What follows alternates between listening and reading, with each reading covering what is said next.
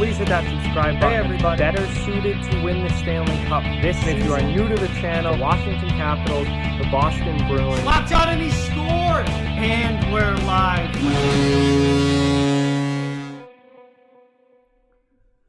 Hey everybody, so we have a trade to talk about from last night that happened right before the start of Game 5 of the Finals, so I didn't have time to do a video on it last night, but I do want to talk about it today because this is an interesting trade between the New York Rangers and the Detroit Red Wings.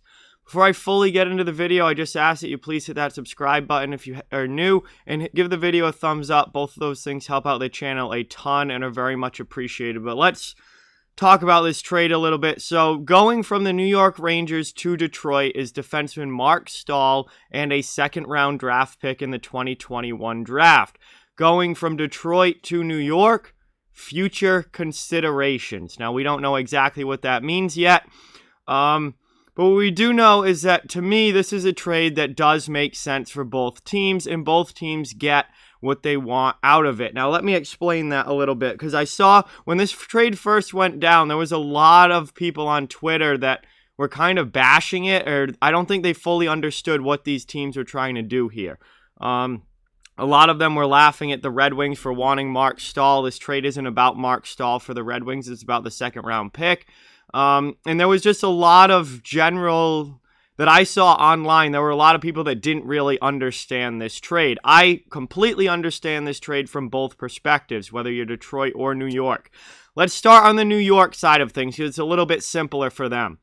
They need cap space. That's straight up it. They need cap space. They've got Ryan Strome, Tony DeAngelo, and Brendan Lemieux as restricted free agents.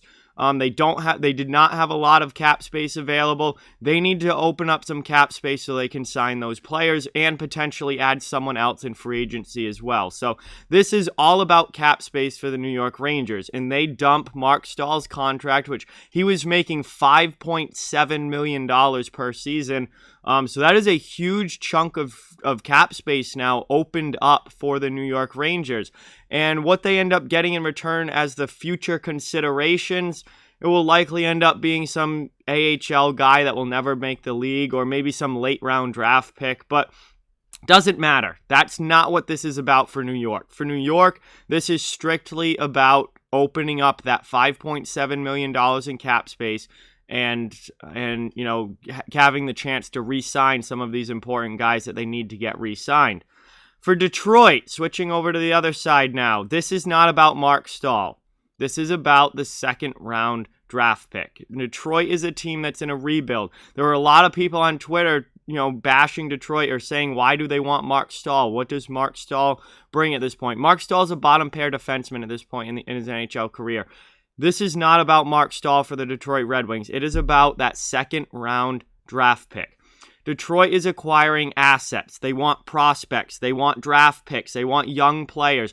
They are a rebuilding team that is building for the future, not for right now. And Marc Staal only has 1 year left on his contract at $5.7 million. He's got 1 year left, and then he's a free agent, and he can be gone. This makes all the sense in the world for Detroit. All they had to do was take on a bad contract, Marc Staal's contract, for 1 year, where it really doesn't affect them at all. Detroit has loads of cap space. They're not a playoff team. They're still in a rebuild. They've got, you know, it's nothing to them for them to have Marc Staal for 1 year, take on the bad contract for a year, and they get a second-round pick out of it. They basically just took on a bad contract to get a second-round pick. And that makes all the sense in the world for the Detroit Red Wings and where they're at right now. It's not like salary cap is an issue. It's not like, you know, they're going to be a team that's competing for a playoff spot next year. They've still got a ways to go in this rebuild. Steve Yzerman knows that. The Red Wings know that.